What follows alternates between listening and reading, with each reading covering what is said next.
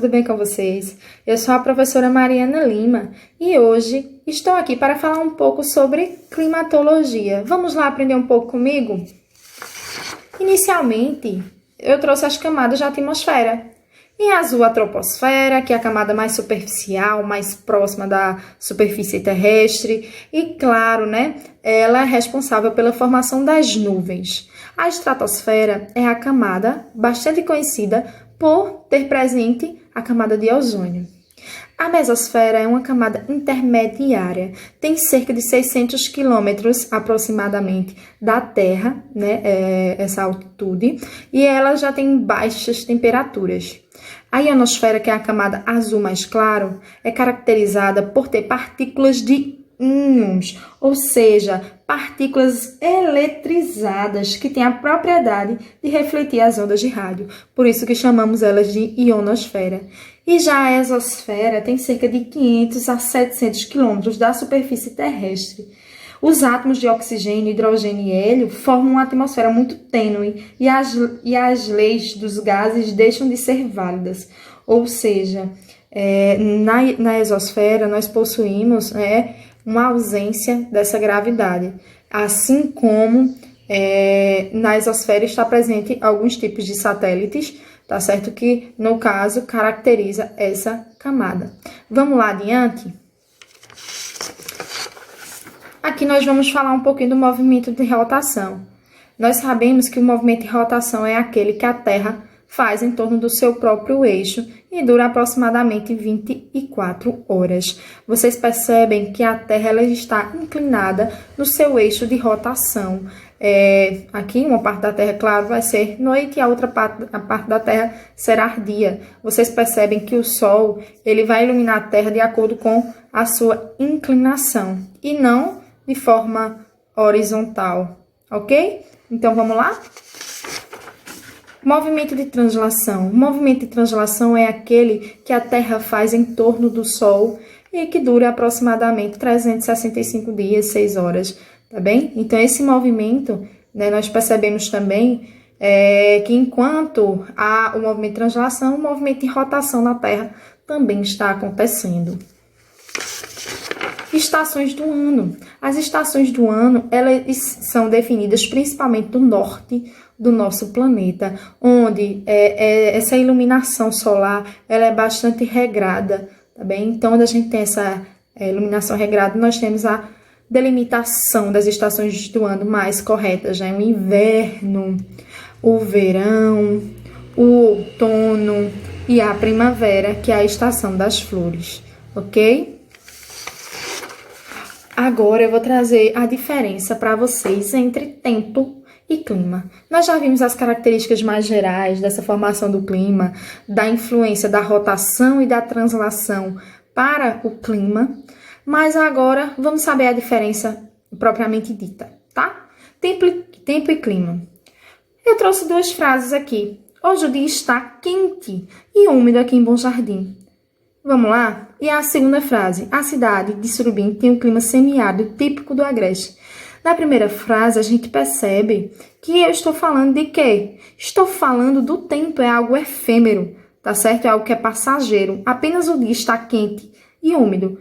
Porém, logo abaixo, a cidade de Surubim tem um clima semiárido típico do Agreste. Eu estou falando do clima, que é algo realmente duradouro. Então, a gente percebe que tempo é o estado momentâneo da atmosfera em determinada área. E pode mudar em um instante, de um instante para outro. E já quando a gente vê o clima, a gente percebe que é um comportamento do tempo em determinada área e pode variar, se mudar no caso, entre 30 e 35 anos. Há também uma relação entre os fatores e elementos climáticos. O clima muda de uma área para outra devido a apresentar um conjunto de fatores climáticos que são responsáveis pelo comportamento dos elementos climáticos. Vamos falar dos elementos agora? Eu trouxe aqui 4 elementos. O primeiro foi a umidade, o terceiro a temperatura, o terceiro a radiação e o quarto a pressão atmosférica. A umidade se refere à quantidade, ao nível de umidade que se tem no local. A temperatura varia, de alta a baixa. A radiação também vai depender se ela é intensa ou se ela não é intensa. E a pressão, se essa pressão atmosférica ela é alta ou é uma pressão, digamos que baixa, não é? Então, esses elementos climáticos vão sim determinar um tipo de clima. E aqui, os fatores.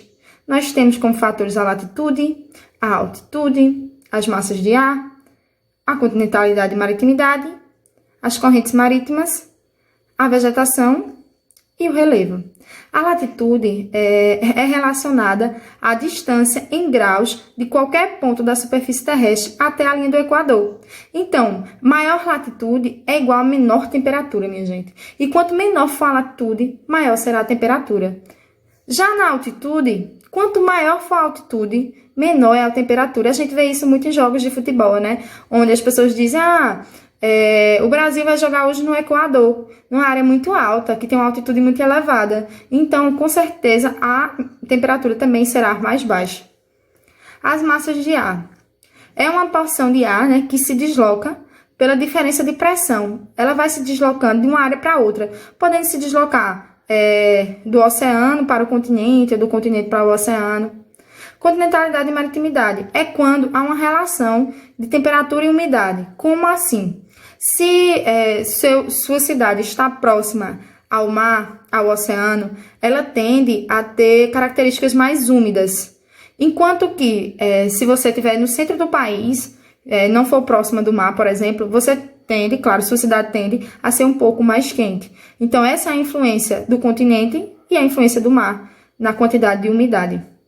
Correntes marítimas são porções de água que se deslocam nos oceanos pela ação dos ventos e da rotação da Terra, sendo capazes de alterar a temperatura atmosférica.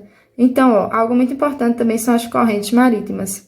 Vegetação, claro, né? Influencia na absorção e na irradiação de calor, além da umidade atmosférica. A gente percebe isso através da evapotranspiração. Percebemos também, né, na Amazônia, por exemplo, que a umidade que tem presente na vegetação faz com que hajam chuvas constantes, claro, influenciando no clima.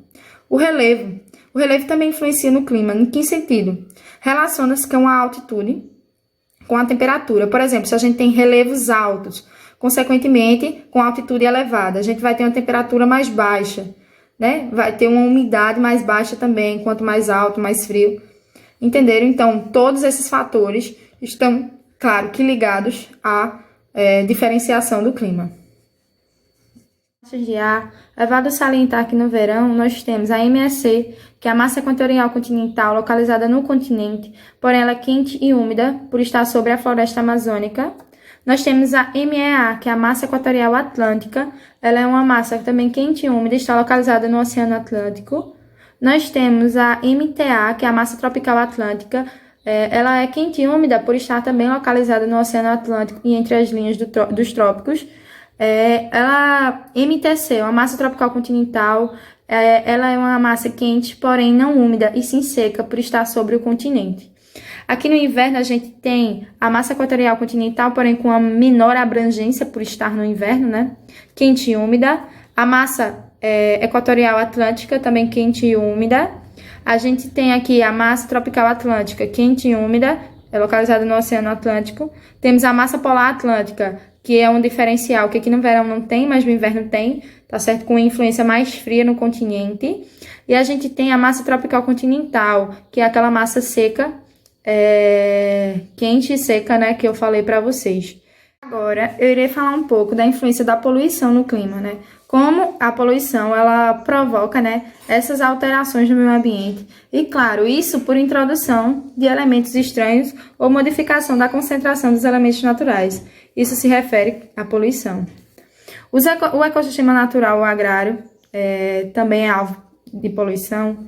A casa em microescala também polui. O sistema urbano polui bastante. E, claro, isso de uma maneira cíclica. Fenômenos poluentes que eu trouxe aqui para vocês, alguns deles. A inversão térmica, as ilhas de calor, o efeito estufa, a camada de ozônio e também as chuvas ácidas são fenômenos que, óbvio, poluem o nosso meio ambiente. Nessa primeira imagem, nós possuímos a inversão térmica. Vocês podem observar que na primeira imagem, digamos que é é o fluxo normal, tá certo? Onde tem-se o ar quente, o ar frio e o ar mais frio. Quando nós temos inversão térmica, o ar frio ele fica embaixo e a poluição ela fica concentrada, tá certo? Durante a noite, principalmente, claro. E o ar quente, ele fica aqui no intermediário. E o ar frio, a gente não vai ter um ar mais frio, tá certo? A gente só vai ter ar frio e o ar quente no meio por conta da poluição, que não deixa o fluxo normal acontecer. Aqui nós estamos observando uma ilha de calor. É quando nós temos, por exemplo, um pico de temperatura onde se tem muito concreto. Por quê? Porque o calor que é absorvido não consegue ser emanado para fora. Vocês percebem que onde tem mais árvores, vai haver, quanto mais árvores, uma diminuição ainda maior desse calor, dessa temperatura.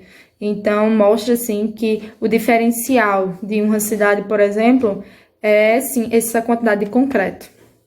Aqui a gente tem o efeito estufa, né? É um efeito natural, como a gente sabe, ele é agravado devido a grande leva de gases poluentes que são jogados à atmosfera. Aqui nós temos a camada de ozônio, é um exemplo de como a gente polui com os nossos gases e acaba, não é que forma esse buraco que todo mundo diz, mas sim afinando a camada de ozônio. E aqui, por fim, a gente tem o fenômeno de chuvas ácidas, que vai ser, né, a junção de alguns gases prejudiciais, e essas chuvas ácidas podem corroer vegetação, corroer monumentos históricos, como já corroeu ao longo da nossa história. Então, esses fenômenos poluentes são ocasionados em diferentes tipos de climas e, claro, por influência do homem. Em que foram colhidos os dados meteorológicos apresentados, qual fator climático foi determinante para explicar os índices de umidade relativa do ar nas regiões Nordeste e Sul. Preste atenção, Nordeste e Sul. Vamos ver as temperaturas do Nordeste? Aqui no mapa, a gente percebe que tem 22 graus, 22, 21, 22, 23, e aqui no Sul 4 graus, 10 graus, 4 graus. E aqui nessas figuras 2 é para a gente ver a umidade relativa do ar, do mesmo dia. Nordeste, a umidade estava entre 90% e 100%. E no Sul estava entre 90% e 100% de umidade também. Então, quando a gente fala em umidade, a gente lembra sempre de precipitação. Então, vamos ver quais alternativas são mais coerentes e qual está correta. Letra A. Altitude que forma barreiras naturais, nós aqui não estamos falando dessa altitude, nós estamos falando de umidade, de precipitação, nós estamos falando de vegetação que afeta a incidência solar. Não, como eu já disse a vocês, a questão nos mostra temperatura, nos mostra umidade, que está mais relacionada à questão de chuvas, por exemplo. Letra C, massas de ar que provocam precipitações. Olha, falei de chuvas, precipitações podem ser, né? Vamos ver o resto. Letra D, correntes marítimas que atuam na troca de calor. Essa questão, essa figura 1, a figura 2, o enunciado trata sobre correntes marítimas? Não. Continentalidade, que influencia na amplitude da temperatura.